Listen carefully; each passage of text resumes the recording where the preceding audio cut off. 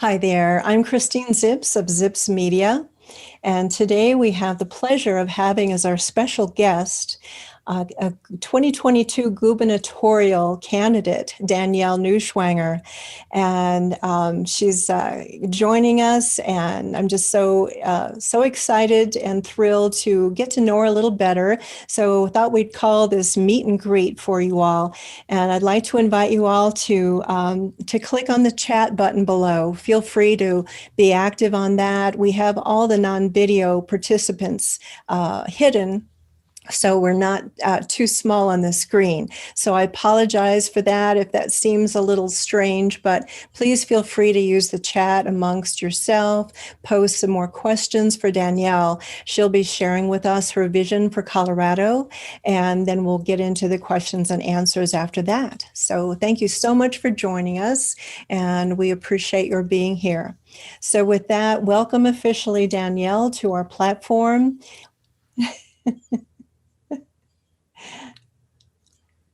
We have her. Okay. Now we can hear you. If you'd like to say hello. Hey, everybody. Sorry, I couldn't get my mic unmuted there for a second. So yes, hello, everyone. Thank you guys for having me. I'm looking forward to answering all your guys' questions. And where would you like to start? Well, very good. I just wanted to, how about if we start, if you share with us a little bit about your background and what led you to toss your cowgirl hat into the ring? So I am a native of Colorado. In fact, I am the only native of Colorado in the Republican race right now. I am a rancher, small business owner. So I own Wild Buck Realty, which is a company that I started a couple years ago, as well as Mechanical Resources, which is an HVAC construction company, so heating and air, which my husband and I started back in 2014. So I grew up in Longmont. I was actually born in Greeley. So hi, Doe. I see that you're also from Longmont. Us Longmontiers stick together. And so moved into Denver when I was an adult. I graduated from CSU Global with my degree in criminal justice. I actually started at CU Boulder and went into criminal justice. So I spent the first 10 years of my life traveling across the nation, teaching verbal de-escalation and safe body techniques to law enforcement, nurses, medical professionals on how to safely de-escalate psych patients. So now I do real estate. I met my husband back in 2014 and we started a family. So I kind of got out of criminal justice and I'm just kind of tired of where things are going in our state. So wanted to just step up and make a change. Thank you for sharing that. And that sounds wonderful. Sounds like a really solid and varied yet related background that is, helping you get to this point. So I have a background in real estate as well. And I used to be a trainer of real estate agents and I had my own home staging company. And as I've been a mortgage officer, so certainly can relate to that. And it serves us to be prepared for all sorts of things, certainly dealing with all sorts of folks. So I think that's a very important qualification. So if you'd like to get going on describing what your vision is for our great state of Colorado and where you're looking to lead us, that would be, I know it's a loaded question, but I'll let you just go on with that. So my first platform is leadership, and I have 3 platforms because I'm not a politician, I'm not a celebrity. So given my degree in criminal justice and everything that I've accomplished in my life so far, I wanted a platform and a strategy that was not just immediately corrective, but forward thinking. A lot of people ask me why, as someone with no political experience, why the first position I decided to run for was governor. Why not city council? Why not school board? Why not county commissioner? And I believe in top-down leadership. And if you apply that same principle to politics and where Colorado is right now, I couldn't spend the next 50 years of my life clawing my way to the top because I don't want to be a politician. I just desperately want to fix what's wrong with my state. And so I don't want to spend 50 years in politics. I want to get in, fix it, make sure we have the right systems and plan for the future, and then go back to my life, my everyday life, which is exactly how our founding fathers envisioned politics for the future. When we wrote the Constitution, we did not plan on having career politicians who spent 50 to 70 years in politics and got in bed with special interest groups and lobbyists. it was geared towards you would do your service, serve your community, and then you would go back to your day job, which is exactly what we need to have happen. So we need to have civil legislators step up in every world. So leadership, for me, has always been defined as not being the smartest person in the room. And when I was in college, my favorite quote is by Dr. Martin Luther King Jr. And it says, "The measure of a man is not where he stands in times of comfort, but in times of controversy and challenge." And when I apply that same concept to what I'm seeing today in not only society, but in politics and our leadership, I'm not seeing leaders who can manage chaos. I am seeing bureaucrats who back down to cancel culture, who lead with a mob-like mentality and really have no backbone that is fundamentally similar to our Constitution.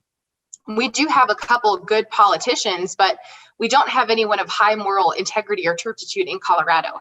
And so with leadership, I have always defined myself as not being the smartest person in the room. I like to surround myself with people who are smarter than I am, more innovative than I am, moral turpitude than I am, higher integrity than I have.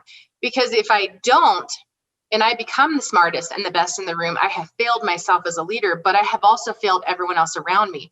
The minute you stop challenging yourself to be better than you were yesterday and you become complacent is the day that you need to retire and get out of what you're doing. So if I apply that same concept to Colorado, leadership has to be the first platform.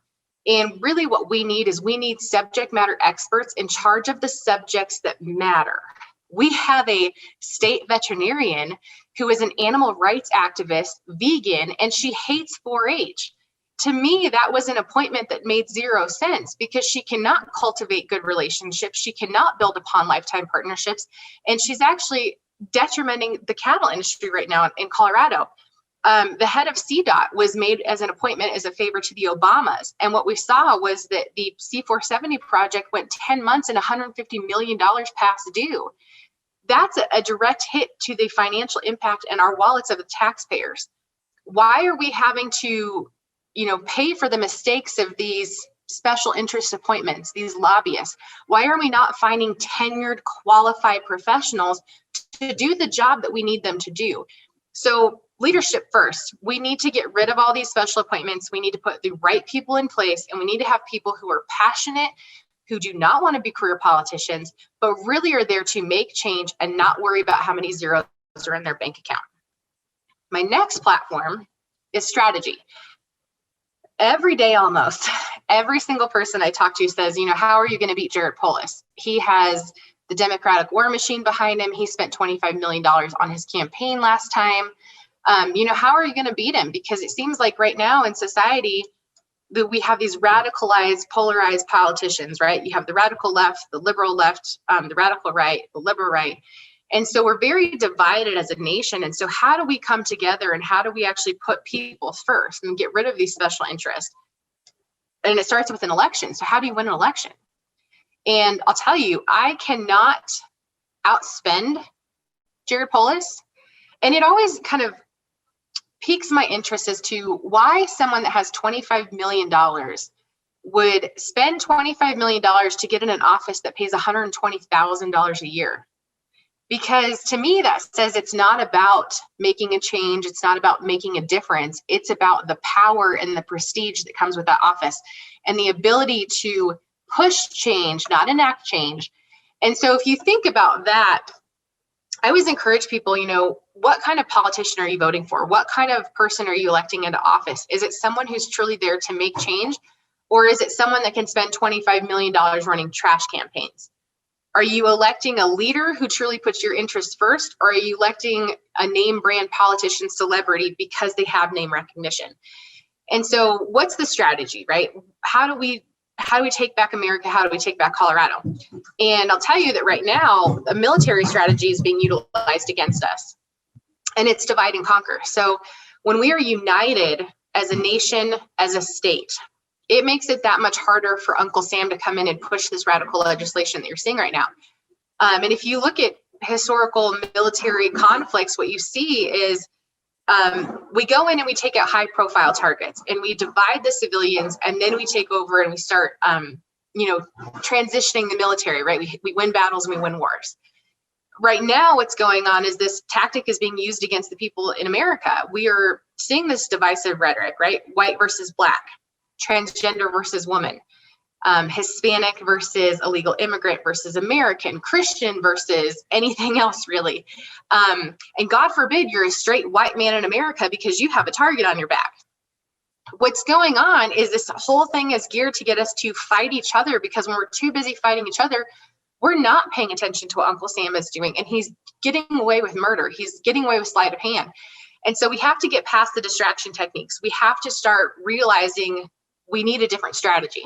So we need to overcome this. We need a different perspective. And so being in criminal justice for 10 years, teaching verbal de-escalation, I actually use the power of positive affirmations to redirect these conversations. I get people that attack me on a regular basis. I'm too young to be in office. I smile too much to be a politician. I should just stay home and bake cookies with my kids and sell real estate. And I could let all those things bother me, but that's the divisive rhetoric of what it is. And as a young person who wants to step up and enact change, these are things that are geared to knock me down, get me off the track, keep me at home, but keep me out of the race, because they don't want to hear my voice, because my voice is powerful. So I get around this by positive affirmation. So when someone tells me I smile too much to be a politician, I said, so politicians can't enjoy life? Because if you really enjoy what you love and you're putting your priorities first, then everyone should have a smile on their face. When people tell me I'm not old enough, I respond back with I'm wise beyond my years. I've been told I'm not pretty enough, and I respond back with I at least showered today, which as a mother of 2 kids is a definite win. And I can attest to this, like mothers get on board with that. So we have to have a different strategies. How we talk to each other is how we relate to what's going on, and just realizing these techniques are being utilized against us. And then the last part of my platform is engagement. So I'm not a politician. I'm straight off the ranch. Everyday average American citizens is what our country needs to succeed, to get past corruption. And so being a soccer mom, being a stay-at-home dad, being a working professional, these are the type of people that we need to lead our country. And so how do you get people who have felt that broken down, those limitations being spoken over them, to step up and say, okay, I want to run for school board. I want to be on city council. I want to make a difference. And right now we have an attitude of not cultivating or not sharing our wisdom from our older generation to the younger generation. And I've been told, you don't look like a politician, so I don't want to help you.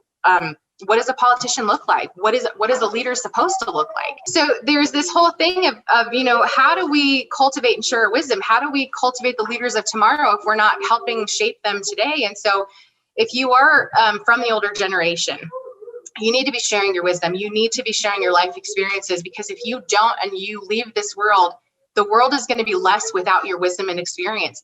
We need you to step up, to shape, to mold. And the young people need to open their ears and their eyes, get off their cell phones, get off of social media, and go out and have interpersonal interactions with people who have wisdom that can share, that can change America, because this is how it's been done for years.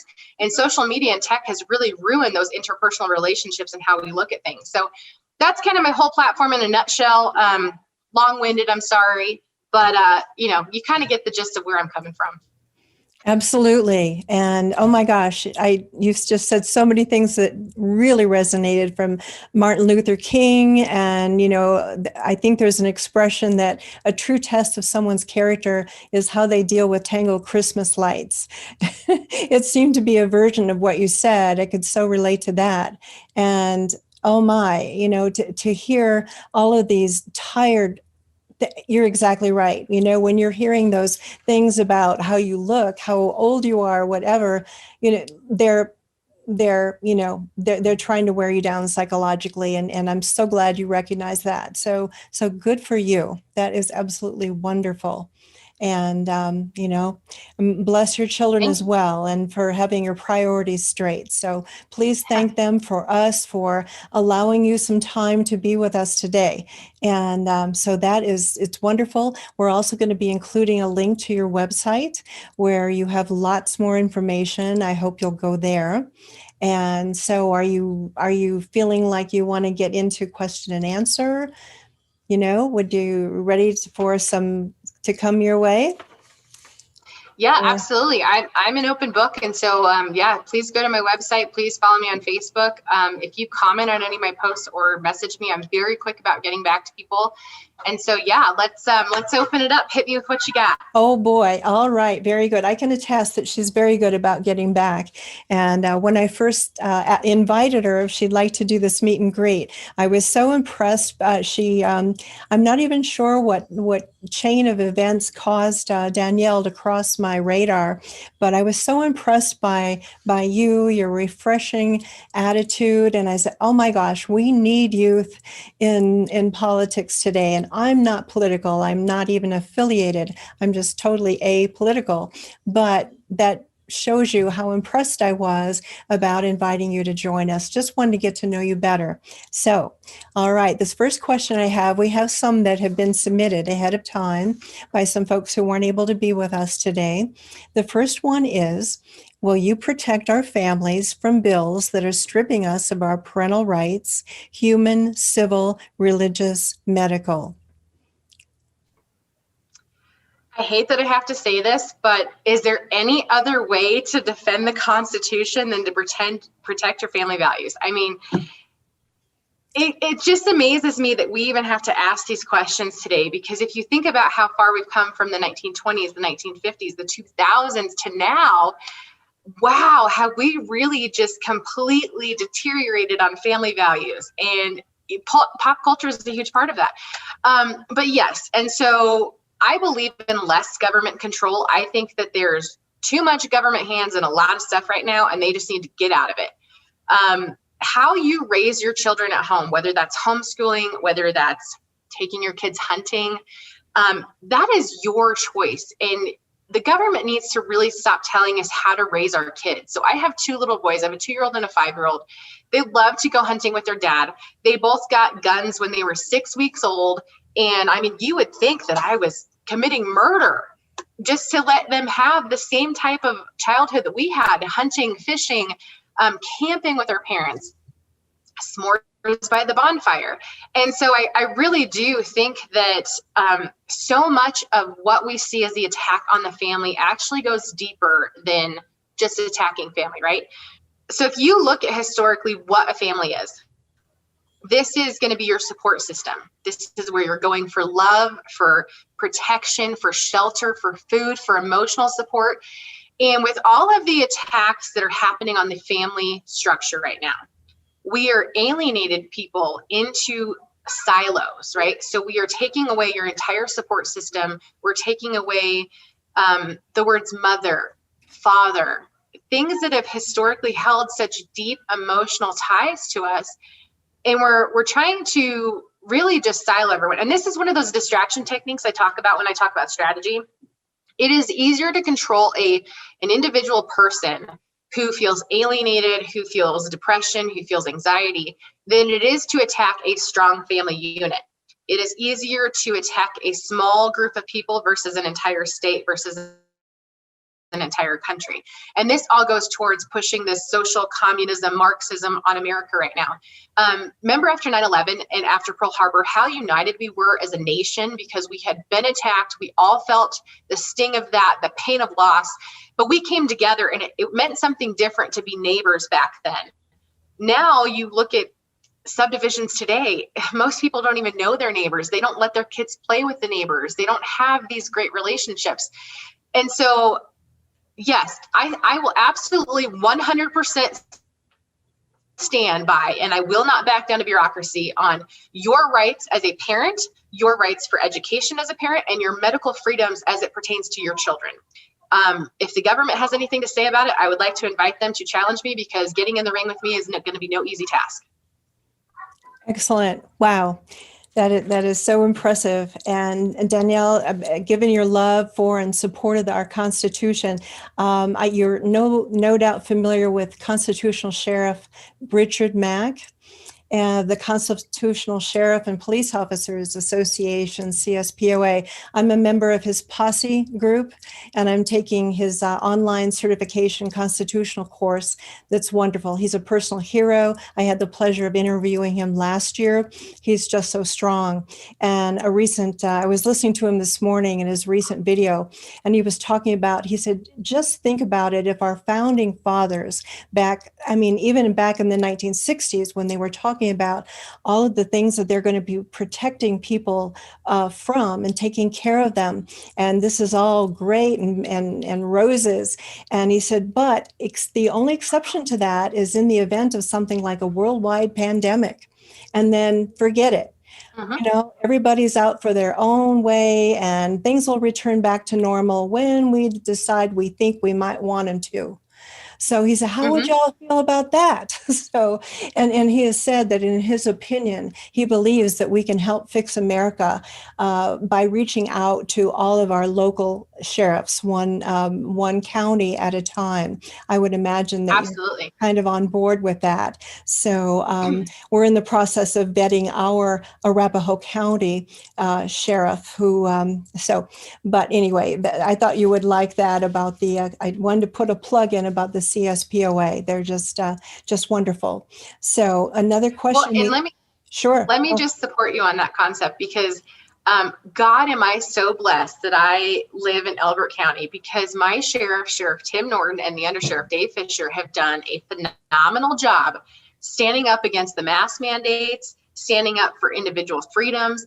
And, you know, it has not been easy for them to patrol because we live in a broke county and they have been fighting for the last year to get pay raises, to get health benefits that are even worth a while. We were so short-staffed just a couple weeks ago. We were 18 deputies down and they were having to threaten to close the county at midnight because we did not have the resources we needed. And I mean, you want to talk about someone who has integrity, who has community policing, who is approachable in law enforcement. Tim Norton is definitely the model to follow. That guy works hard for America. He works hard for Colorado. He works hard for Elbert County. And I just want to say that I'm so grateful for him. So God bless him and everything that he's done for us. Wonderful. That is so encouraging and really like to hear that. And I'm sure Sheriff Mack will like to hear this as well. We'll be sharing a link to this interview with him. I'm sure he'll be all for that. But thank you for saying that. I can't help but be curious as to why y'all were all of a sudden, it seems like so short-staffed there, down by 18, did you say? Yeah. So, man, did we have some challenges. So first and foremost, the majority of people assume that in our county, we have 8 to 10 deputies on every shift. We're lucky if we have 3 to cover the entire county. Wow. And CSP, I don't think people know this, but Colorado State Patrol has been running on the bare minimum for years now. And so anytime we had something happen, we had to call in Douglas County, try and get a hold of State Patrol, try and reach out to other departments. And a lot of crime comes our way from Denver. So we actually had some high-speed car chases that came our way. One ended in an officer-involved shooting, I believe. We've just had the COVID pandemic, you know, that ran he did a great job controlling that in the jail. I mean, I don't know how he did it, but we did have a couple cases, a couple deputies got it. But the thing with our department is that they were paid less than you can make annually at McDonald's. And these are men and women who support and defend an entire county by themselves. And the majority of our calls are domestic violence. And so he has to send both deputies, which leaves the rest of the county, unfortunately, unmanned. And so they were pulling extra shifts. They were getting burnt out. And then with COVID, you know, the isolation and not being able to have those interpersonal relationships, it was detrimental all the way around. And I just want to, you know, just praise Jesus that we have such great deputies in my county who stuck it out, who really honored their commitment to the badge. I mean, they went above and beyond. And obviously, you know, Law Enforcement Appreciation Week was last week, and I'm so glad that they got some appreciation sent their way. But being in criminal justice and spending the first 10 years of my life in that and having my degree in that, I do have a different perspective and opinion on law enforcement. I do believe that we have underappreciated them and disrespected them and underfunded them for decades. And so to see them go out above the cancel culture right now, above this brazen disrespect, and still put forth the effort to defend their communities, I mean, that right there is sacrifice, but I mean, that's love. Your cops love you. And I don't think people actually put that same perspective to it. So, you know, they leave their families, they encounter dangerous situations, and they're disrespected. It's heartening or disheartening. I wish that they had more love and support across our state and nation, but I can guarantee when I'm governor that they are going to feel love that they've never felt before, because we will place an attitude of gratitude towards our first responders. Wow. Yeah, that you're blowing me away pretty much constantly. I'm not sure how much more I can take, but that's fantastic. And you probably have heard, we also here, we're near Cherry Creek State Park and some fairly busy streets, and we hear the fast drivers, the racing and stuff going on. And so I was really happy to hear that Denver Police has gone together with Bandimere Speedway to invite people to come out and race your little heart out. They can even race a cop around the ring, you know? And I thought, wow, that's pretty cool. I guess to me, it seems like a good idea. Do you think that's a good idea? Maybe? Oh my gosh. I'm like, why can I not be a part of this? Because I mean, it is a great community policing tactic, but it's also educational for them because one of the things that my sheriff does is they have a rollover card that they take to prom and they put it outside of prom, and it talks about drinking and driving and not wearing your seatbelt and about driving safely and making good decisions. But this is, there's so many street racing shows out right now.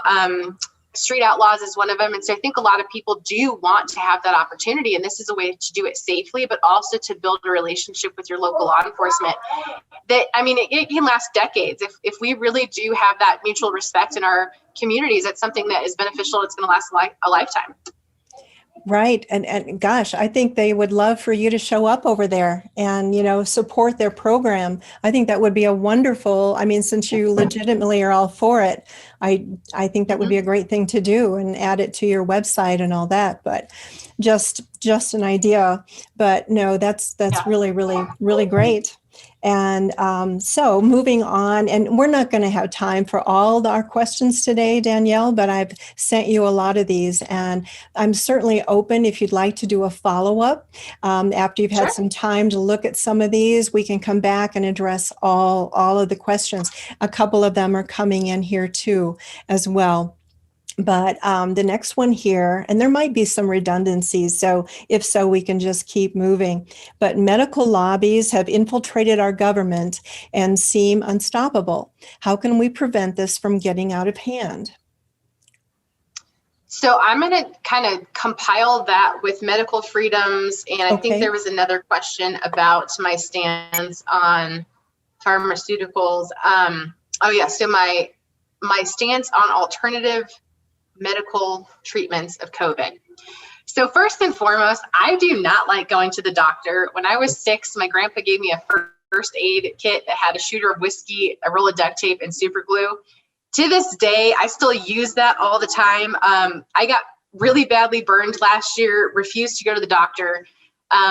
I'm fine, so I believe more in Eastern medicine. So, going to the chiropractor, getting acupuncture, IV treatment, high doses of vitamin C, just anti-stress stuff. I believe that too much of our Western medicine is actually controlled by pharmaceutical lobbyists, and we don't actually ever address what's the underlying issue. We're very pill happy in America and globally right now. So you go to the doctor and you might feel sad and you leave with 10 prescriptions.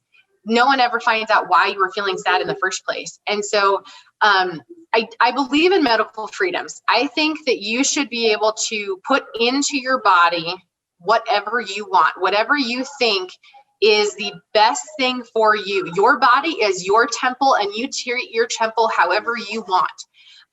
And don't get me confused with pro-life, pro-choice, because I often get asked this, well, she must be for medical freedom, she must be pro-abortion. And for everyone who would like to know, when I was younger, I actually had to have an abortion. I had a pregnancy that had some very serious medical complications. And to secure my reproductive future, I unfortunately had to make that decision. And I could tell you that it was not an easy decision to make. It still weighs very heavily on my heart. But I am compassionate to the men and women who have to go through that. And by men and women, it takes 2 to tango. So there is some guilt from the men's side too. I had a miscarriage right after that, and it is only by the grace of God that I have 2 beautiful children, one of which who's right here. But people always tell me, well, if you're for medical freedoms, you must be pro-choice. And I am pro-life. I am a Christian. I hope that everyone can have the opportunity to, have that child. If you cannot personally for yourself, I would hope that you would adopt that child out, because there are plenty of families who would love to have that child. But if you have to make the choice of having an abortion, I am not here to shame you. I am not here to tell you your decisions were wrong. I am here to offer my shoulders, my compassion, my understanding, because there's a lot of grief and pain that follows with that for decades. And so for the politicians who want to push late-term abortions, that's murder. If it's anything further than health, and I'll tell you why, it's because when you are pregnant, you get to know your kids before they're ever born. My first child had the hiccups all the time, and I knew he was going to be a goofball, and true to form, he is. My younger one kicked me and gave me heartburn every night. So I knew he was going to be a bam bam, and true to form, he's a handful. So you kind of get to know them. And for politicians to tell you, in this pop culture term, it's okay. I'm going to say this: no politician is going to come hold you in the middle of the night when you are grief stricken. In 5 years from now, when you're walking through a grocery store and you hear a child laugh and you wonder what your child would have sounded like, and you are grief stricken, they're not going to be there to pick you up off the floor. Your friends and family are. And so that is your support system. And so I will always choose compassion. I would hope that everyone would choose life. But as far as the government telling you what to do, even politicians, why is pro-life, pro-choice a political platform for them? Stay out of it. It's none of your business. COVID vaccines, everyone wanting to force COVID vaccines. Well, first off, it's not a vaccine. It's an experimental procedure right now that has not been approved by the FDA. I don't personally like to be a lab rat. I don't get vaccines now. So, they need to stay out of it. They need to stop telling you what to do with your body. They need to stop telling you what to do in your relationships. The government should not have that control. And nowhere in the Constitution is there a medical section saying that they have that right. Nowhere in the Bible either. Sorry, Exactly. I get a little passionate about that. No, exactly. I do the same. I'm right with you. I'm a natural wellness researcher and take no medications. And we're the most drugged country and the sickest. And the big pharma is corporate, and everything. To me, so much of what's wrong is corporate, corporations and telling us what to do. And you're so right. But so our group, Coloradans for Freedom, we're gathering together and we're getting out into stores and we're educating them on how the governor mandates are not based in law. Therefore, they're legally unenforceable. And, we will be shopping in here and paying cash. And a lot of these things have been lifting, I understand, here and there. But they usually say, as long as you have been fully vaccinated, as you say, it's not a vaccine, it's an experimental gene therapy treatment operating system. And there are real issues with the spike protein prions and shedding, which isn't a real term because it's not a really vaccine. Anyway, glad to hear all of that. Another question. Will you support tax credits for families who don't want to send their kids to indoctrination camps? Again, I'm reading this. Or would you support an ESA, an Empowerment Scholarship Account program, as an alternative to public school education that is notoriously underfunding special education, limiting what children are taught and teaching ridiculous curricula? Long question, but that's a good one. Okay, so public schools. First off, I believe to be a staff member in public school that you need to have a psychological and criminal background check every single year.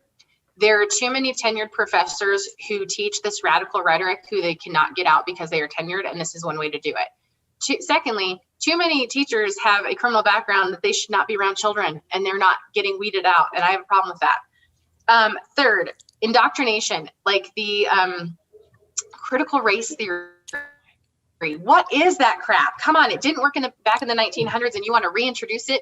I feel like the Democratic ploy is to find systems that have failed, like Marxists and communists, and say, we can make them work, but you can't. So I have a problem with public schools. I moved out of Littleton to where I live now because I refuse to allow my children to go to school in a school system that I did not support. And so I moved to rural America. And I've always been a country girl anyway, so it fit for me, but not everyone has that opportunity. And so I believe that you should have school enrollment of choice. I believe that public funding should go to what the public wants to teach their children.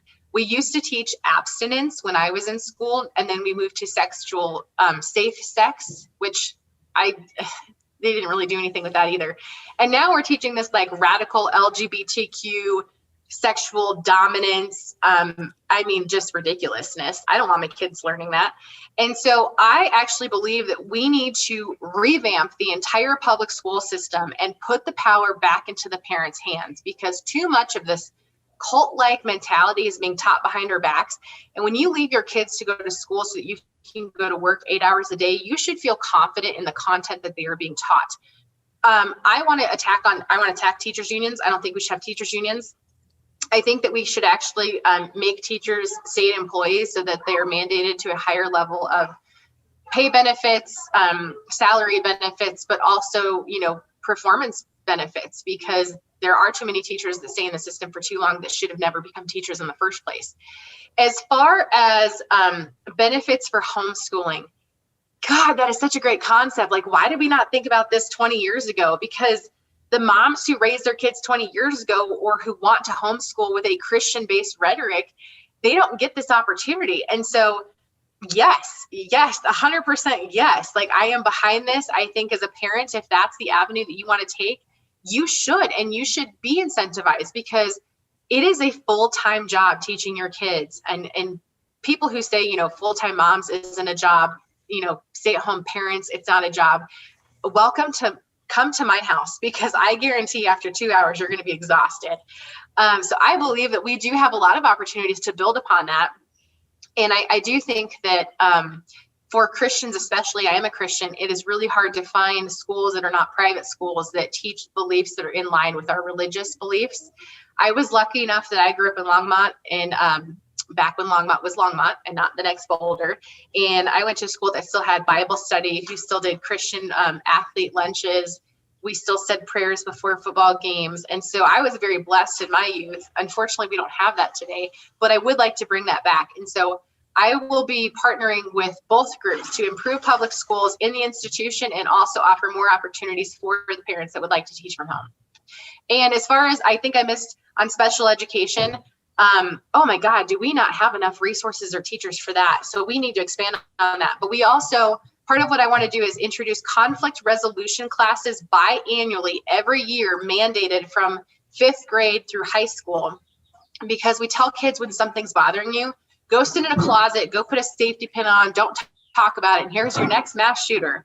I want to actually teach the kids using the techniques that I have in my profession to verbally de-escalate, to handle situations of chaos, to handle conflict, because not all conflict is bad. Conflict creates great change. Just look at Albert Einstein and the relative theory. We can actually give them the tools, though, to get past that, and we will create better leaders of tomorrow who are able to handle chaos and able to handle pandemics. We're not giving our kids any tools right now. Absolutely. I'm looking into this quite a bit, and like critical race theory, I've got an interview coming up, hopefully with Alex Newman and maybe Dr. Duke Pesta, where we're going to be talking about comprehensive sexualization education, pornographic. The schools go to great measures so the parents don't know what the children are seeing. Mm-hmm. I understand even some Chromebooks have facial recognition. So as soon as a parent peeks around, if they're having virtual remote learning, to see what little Johnny's learning today, it goes black. Oh no, parent, no, they can't see this, because it's unbelievable. Pornographic, the stuff that they're going through, it's so sad. And we're going to be covering indoctrination. That. Yeah, indoctrination camps, absolutely. And, the drag queen story hours in schools and libraries, the gender dysphoria, try to get children, they can start the chemical business of leading them into another gender at a very young age. And I'm sure you know all of that, but I'm looking forward to raising awareness with all of this. And like you say, children, like conflict resolution, they're just not getting this. And children are having a difficult time distinguishing between truth and misinformation. Why would they know otherwise if they see someone like a Cardi B doing a video that's just disgusting versus someone, how do you know? How do you separate what's right and wrong? And we had the opportunity, my husband and I, this past year, of homeschooling a very dear, wonderful friend, and she's just doing so well. But we're doing a lot of life skills, and she's learning how to garden and how to.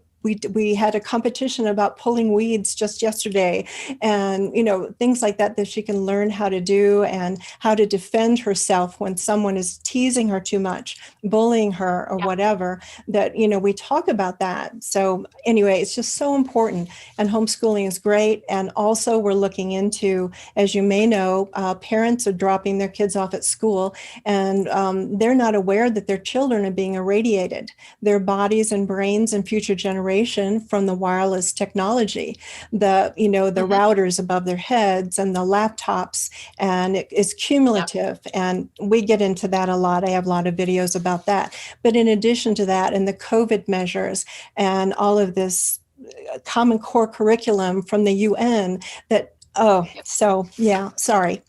Well, I think you actually led right into another perfect question, is my stance on energy and 5G. Okay. I think that's a perfect segue. Absolutely. Yep. Gosh, energy. So first off, I'm a real estate agent, and I often get asked my thoughts on putting solar panels on people's houses. And I tell them, don't do it, because they never pay for themselves. It's 15% ROI, which is return on investment, and it's subsidized by the government. They never pay for themselves, and neither do the wind turbines. The wind turbines leak oil into the ground. They cause radiation. All those wind farms on the eastern side of Colorado are causing detrimental health effects. And we were told this before they were ever installed, and Polis ignored it. Oh my God, do I get fired up about this? Okay, so first off, I love the idea of clean energy, okay? But I love the idea of clean energy that is worth a damn. 15% ROI, if you apply that to any other business model, no one would ever invest their money into that. But the government does, which, just blows my mind. Okay, so clean energy, nuclear, oil and gas, and hydropower. Okay, coal, I like coal too. And I'll tell you why I like coal. I believe in Colorado that we significantly are not using enough of our hydropower resources, which we have an abundance of, but also we have the opportunity to take our grids offline. We talk about EMP blasts, we talk about the natural climate event that just happened in Texas. We have the opportunity to really do clean energy and do it right, but you got to get government hands out of it, and you got to get the lobbyists to stop putting zeros to it, because it's not worth it. With 5G and all of the antennas and the wireless, again, I think that the health impacts have been under-researched and 100% ignored. I do believe that if you're going to put up a cell phone tower, you need to understand the radiation levels that come off of that, but also we need to have scientific studies done that are proven facts, so we can say that they cannot be within a certain zone or certain distance of schools, of residential areas. From a real estate perspective, it's really hard for me to sell houses that are right next to cell phone towers, right next to electrical panels, because of this. And it's not because it's just an eyesore, it's because it really does affect your health. And we as a society have gotten so used to being glued to your cell phones, being on the internet all the time, that we've overlooked those health benefits and the health detriments that are associated with those. So I actually plan on shutting down a lot of the wind turbines out east if I get the opportunity to, because of the health impacts. They're just not possible to keep up. And I might not be able to do that to the measures that I want because of private property ownership, but I can prevent more from going in. Along with the solar panels, not a big fan of solar panel farms, specifically because it takes so much energy just to get them started. They don't store the energy well.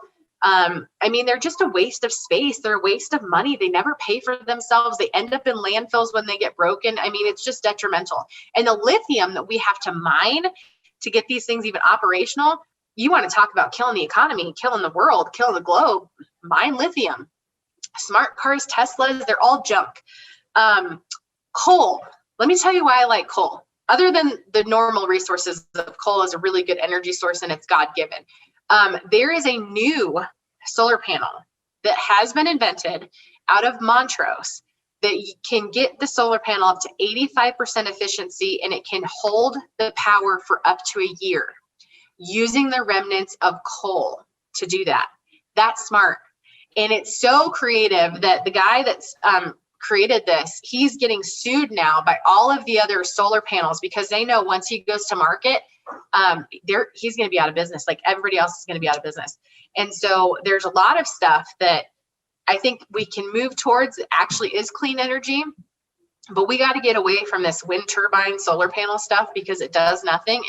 And again, for the 5G stuff, we really need to be looking at the detrimental health impacts before we just let towers go up, before we let towers go on schools, the wireless that's associated with them.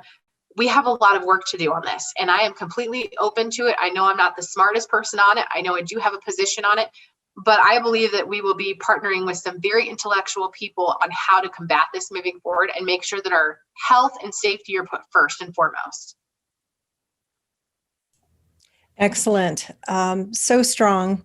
And just kind of to tie in with that, we just got a comment here that is, I know it's really a great thing, that the Children's Health Defense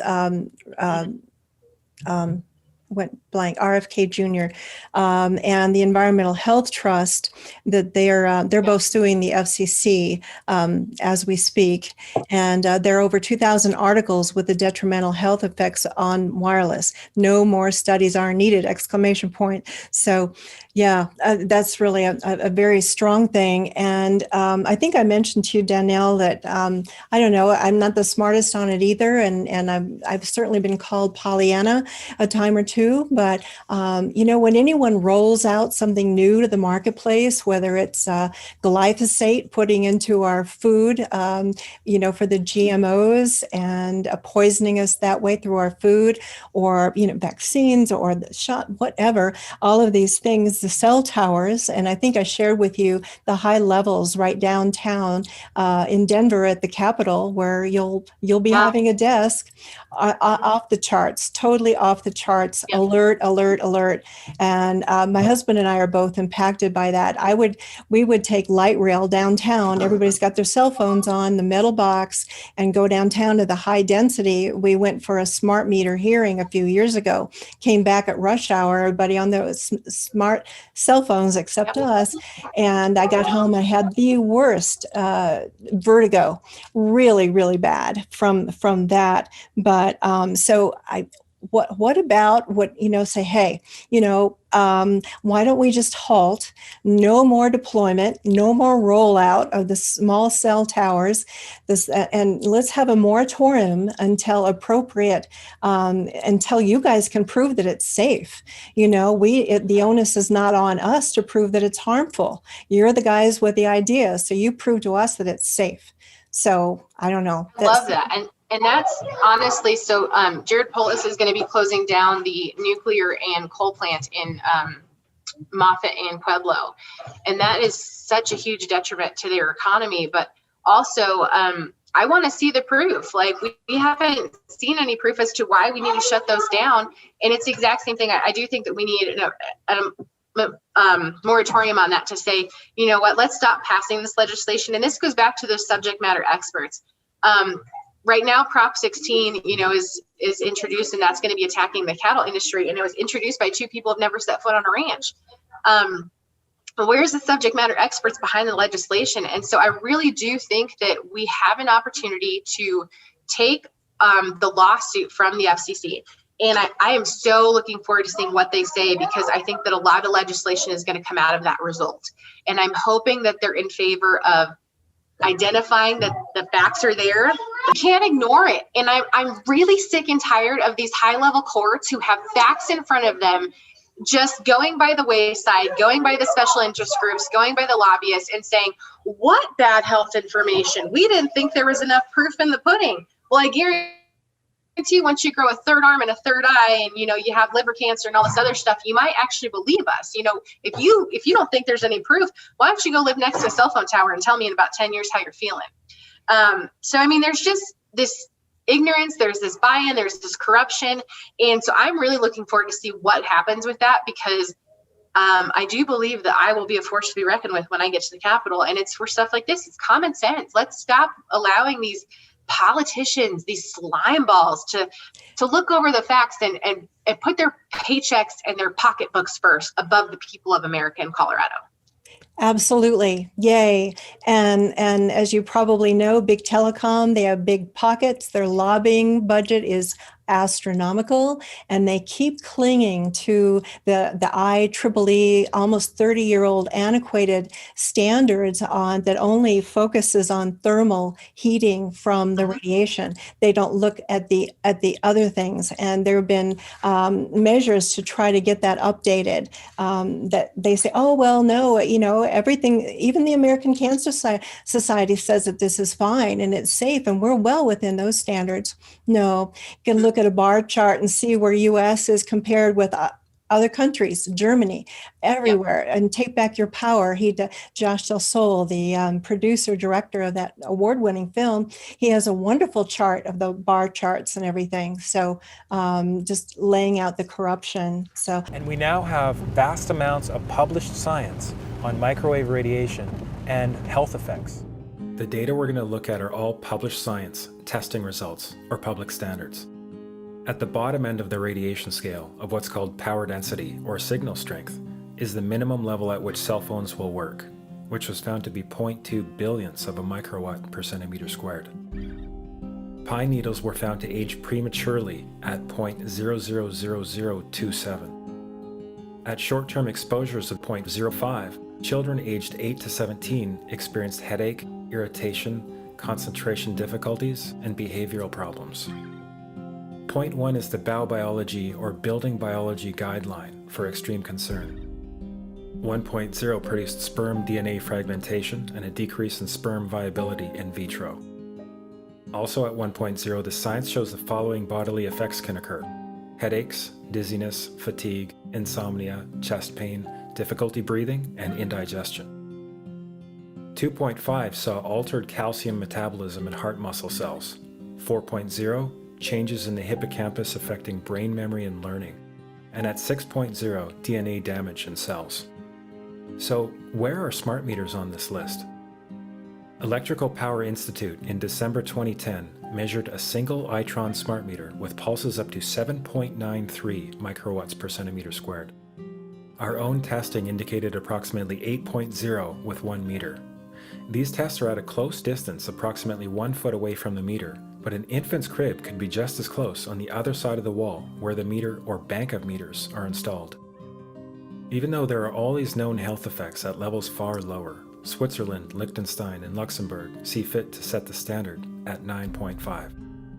And China, Poland, and Russia, 10.0. This is the same level at which behavior has been altered, producing reflexes of avoidance following 30-minute exposures. A room of 12 smart meters, very common and even a conservative number in an apartment building, tested at 19.8 microwatts per centimeter squared. This is hundreds of times higher than levels which clearly indicate harmful effects. So how can utilities and governments get away with forcing these devices on everyone? This is how. In Canada and the US and several other civilized countries, the safety limit is set at 600 to 1,000 microwatts per centimeter squared. This so-called safety limit is literally tens of thousands of times higher than levels which are known to damage health, according to peer-reviewed published science.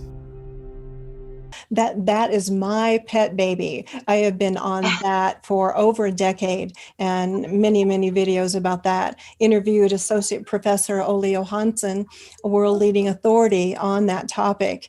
And I asked him during our interview, I said, Olle, are we causing our own self-extinction? And he said, that's a very good question. I believe we are, Christine.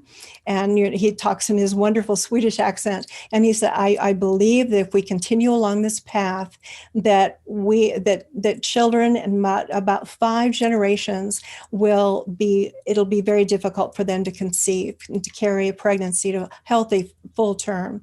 So that should get everyone's attention, I think. So anyway. So that's really good. We're getting some great comments. And here's another one. totally getting off on a different topic here. How will you look at what is happening surrounding Tabor and the fee problem happening right now, where industry and government are imposing fees to get around Tabor? And for those not familiar with Tabor, that is the Colorado Taxpayer Bill of Rights. So is that something you'd like to touch upon, or should we move to many other great questions here? No, I think this is important. So one of the things that really gets under my skin is anytime a politician is campaigning for office, they always make this promise of lowering your taxes. And it really gets under my skin because, first off, they don't have the budget in front of them to see what's going on to make those promises in the first place. They're lying to you blatantly, openly, and we believe it. Here's what I'm going to say on Tabor, because I think it fits into the bigger picture. I plan on doing a forensic, independent, third-party audit of the entire state of Colorado's budget as it pertains to your state taxes, to taxes on goods, taxes on sales and use, all of that stuff. Tabor is going to be included in that because I need to see bigger picture before I actually give you an answer on what I'm going to do, because I'm very fact-based. I'm not going to make false promises. I'm not going to give you false hope. What I will do is be 100% transparent as to where our money is, what's actually happening with the legislation, and what can we do to benefit the people of Colorado and America. If there are opportunities, I will take them, but I will present those opportunities to Colorado in a very clear and transparent way. There will be no hidden agendas with me. And so as it pertains to Tabor, I think that there's a lot of corruption going on right now behind that. And I think that there's a lot of special interests and lobbyists who have their hands in that right now. And they shouldn't. They should not at all. And so I believe that whatever we do as a state under my governorship will be in the benefit of Colorado, will be 100% transparent, but also there will be no hidden agendas, no hidden lobbyists, and we're going to make the decision together, because that's how governorship should be. We should be making this decision as a state. We should be making these as a county. And so we really need to put the emphasis back on what is best for people, but have the facts to give them first. Excellent. And to back up just a little bit to tie in with your comments about energy, this was pointed out, and I've done some work about this, raising awareness about the dangers of smart meters. Actually, the first device that gets attached to our home that connects us with smart cities, smart grid, etc. They radiate, they emit radiation. They're prone to fires from their lithium batteries and explosions from their lithium batteries. And they surveil us. The data usage from them is being peeled off and sold to third-party investors. The former head of the FCC, Tom Wheeler, is almost proud of it. He'll say, "Oh yeah, that's where we make our real money, is by selling the data usage from smart meters." But they were always meant to be an opt-in, never an opt-out situation. And one smart meter, one of our attendees here today, she is saying that they can transmit pulse radiation 1.8 miles or more, devastating to us and the environment. Ionizing radiation damages cells, DNA instantly. Non-ionizing radiation, wireless is cumulative. The more received, the more damage that will occur. Much of the renewable energy is horrific. So yeah, the smart meters, and I've worked with Empower Movement and with Josh DeSole, and we've done a notice of liability that we filed to our governor at the time, or the head of our Xcel Energy, and he stepped down. His name escapes me, forgive me, it doesn't really matter, but that was the whole thing, is to get their attention, because the notice of liability stays with that seat even after someone else fills it after they leave. But do you have any comments particularly on the forced deployment of smart meters, especially the electric meters that are attached to our house, especially if it's on the other side of bedrooms, etc.? But well, what do I not have an opinion on? But yes, I do. First stuff, I am really tired of the monopoly of Xcel, and we're seeing this everywhere. And this all ties into the Green New Energy deal and all the stuff that they're pushing with that, and how everyone's embedded in each other's pockets. I encourage everyone to follow Peter Pry. What he is saying on energy right now is huge. But also, with us going to a microgrid system, I do think that Excel is going to be like my number one energy enemy, because I'm going to start taking money away from them and putting it back to the consumer, because all this green new energy that they're pushing, it actually costing taxpayers more with all these subsidizations and stuff. But stuff like this gets pushed out and it becomes mandatory because someone in some organization thinks that it's a great idea, but really what it comes down to is money. It's all about the money. It's never about the consumer. It's never about the people. And so why energy is such a big deal for me is I live out in the sticks. Like my power goes out all the time. I'm on propane. So I'm off grid pretty much anytime I want to be. It's pretty great. But living in the city, that's not an option. And so really what I need to do is take what I know about real estate, take what I know about energy, take what I know about the urban versus rural versus suburban areas, and start making choices and decisions that's going to help impact the health and the financial health of our consumers, and start attacking the companies and the people behind this, because they don't care about people, but I do. We need to work together to stop this. You should not be mandated or forced into anything. Forced participation has become a normal thing in our culture. It's become a normal thing in our legislation. And I'm pretty tired of it. They just continually take the rights of the American people away from them in every single avenue. You can't have your house made out of what you want. You can't have the energy resources that you want. You can't have your school of choice. You can't have your legislation that you want. And so really it's become down to a few group of elitist few that are controlling America, who are doing this for their own financial and personal and political gain. And I really think that what we need to do as a society is stand up and say enough is enough, and we're done playing by your games. We're going to go to bat. We're going to stop doing this. And then let's start making it where we don't have these energy monopolies, where this kind of stuff cannot get mandated without your vote at least.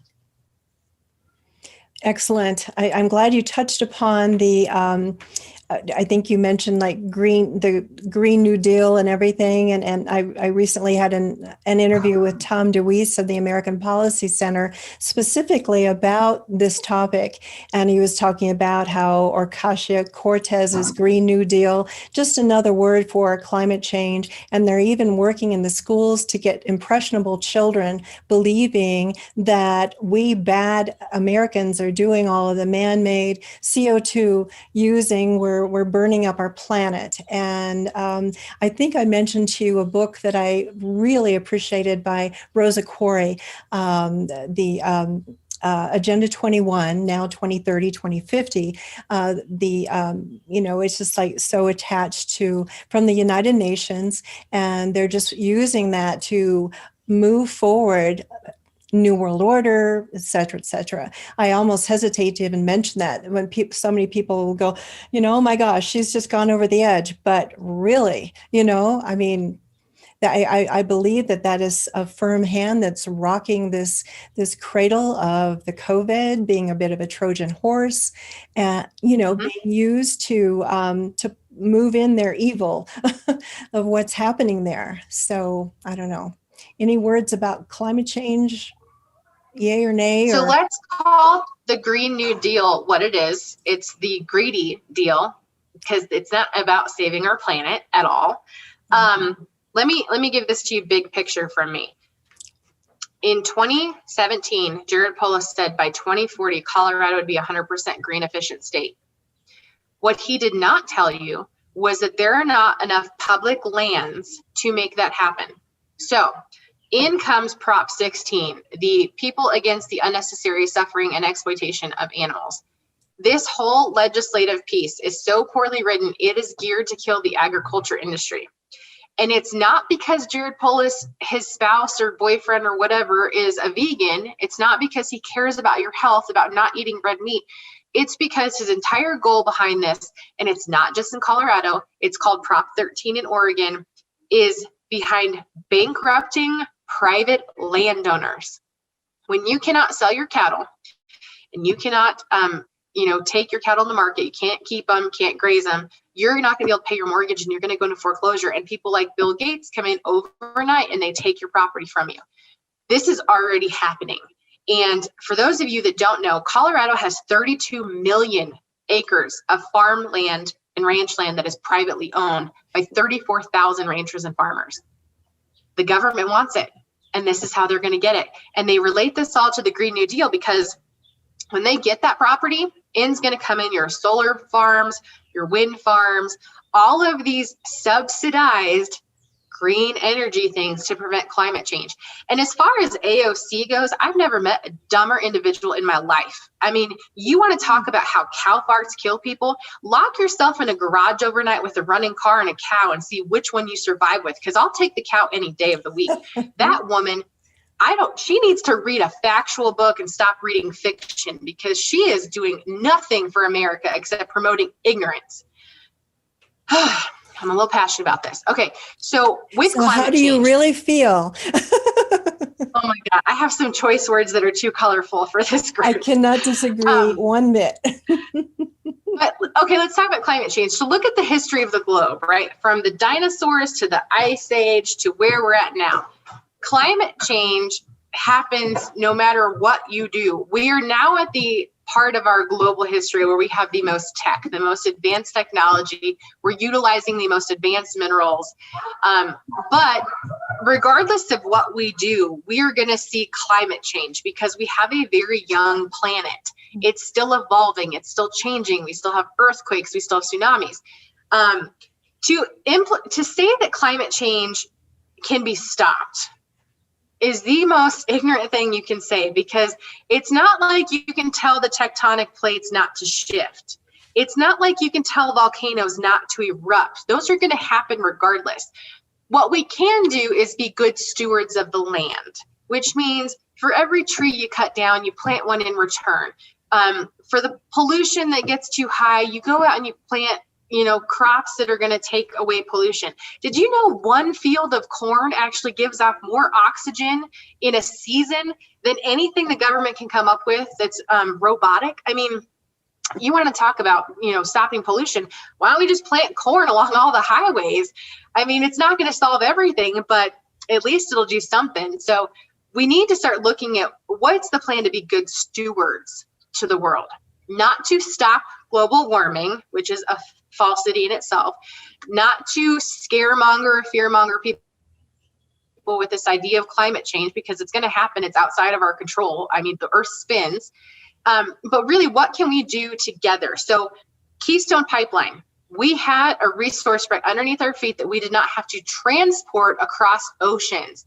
If Joe Biden really cared about oceanic life, about his 30-30 plan, first off, why does the federal government not take care and manage the lands that they currently have? Because our forest fires are out of control, because they won't take out the dead or forest management of any part of the dead beetle kill.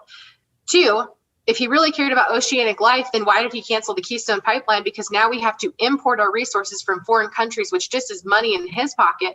And when those oil tankers spill, I mean, what then? I mean, this is just ludicrous. And so people will put everything they want in this pretty little package and try and sell it to you however you want. But we have to get smart about how we educate our youth. Solar panels, wind turbines, clean energy.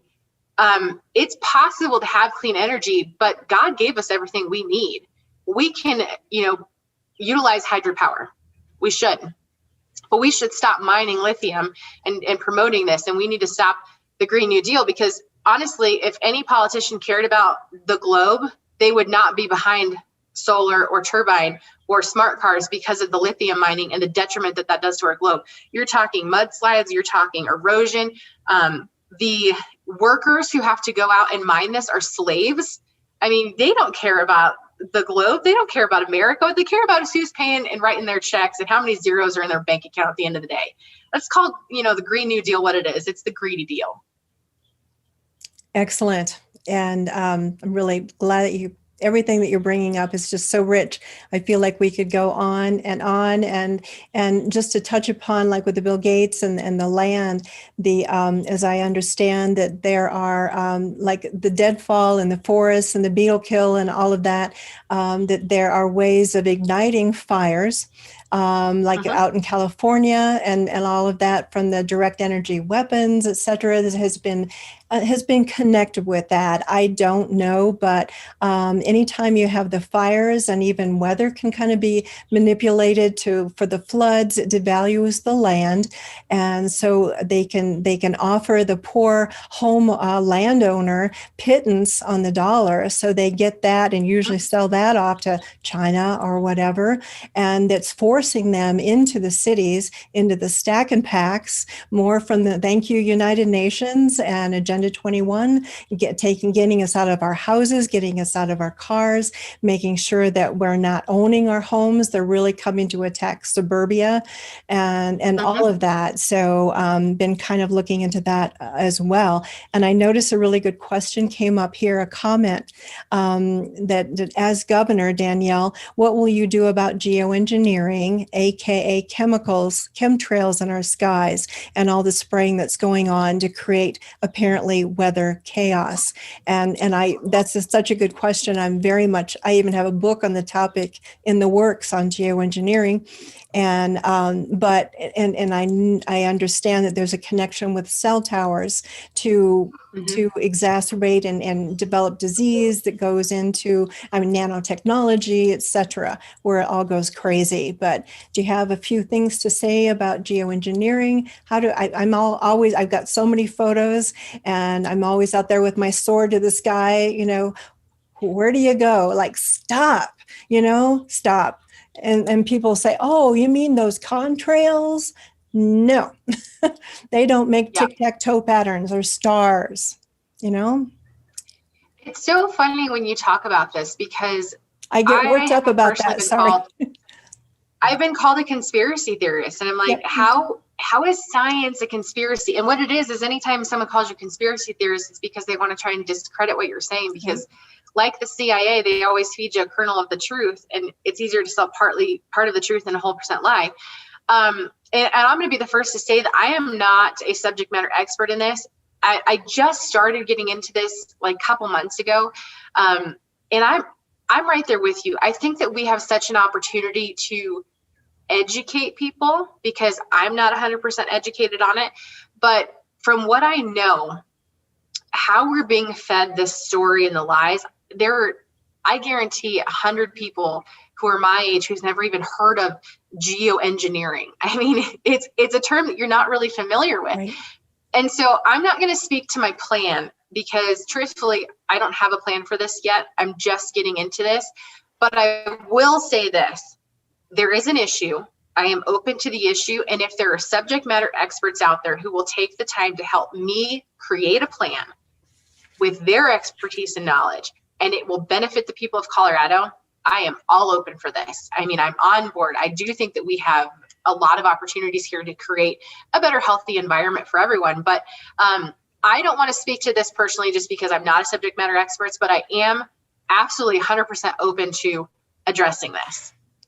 Wonderful. That's great. And I would be, if you would like my assistance with that, I would be happy to invite folks who are on the call today. If you happen to know of some folks I have in mind, some experts way smarter than I, and to help that and let you know. And if you like, we can put together a roundtable and kind of discuss it. So on or off the record, don't have to record it or whatever. But thank you for being open to that. So that is wonderful. You'll quickly learn that I believe in facts, and once I have the facts, I get very loud, and I will stick by the facts every single time. So I'm just one of those people. I want to be completely educated, because unfortunately in politics and really in any stance that you take, all it takes is one question to blindside you, to ruin your credibility and to stop any hope that you had for change. And so I always like to make sure that I can defend the most radical AOC questions before I open my mouth, because if we truly want change, I have to bring my A game, but I also have to make sure that our message has to be a community message that has power and people behind it, and get that out. So not to skirt the question, I do think it's very important, and I will continue to do my homework on it. So I will take any research, any help at all, because it is absolutely important. So it's on my radar. Promise. Absolutely. And that's so strong. And I don't believe there's anyone listening who would want you to put out what you think you might know about it. But that is that's very admirable for you to want to know more and study and all of that. And I'd love to help however I can with that. So Yes, we have lots of great, yes. And someone mentioned here, reminded me, and I totally agree. I don't know if you've heard of Scott Stevens. He's a former meteorologist, and he was he was in Colorado near where they have the flower festival every summer. South might even be not too far from you, but he's wonderful. I bet he would be very happy to meet with you. He would be a great one. So I'll see if I can reach out to him. I used to have some dialogue going with him a few years ago when I was learning about it.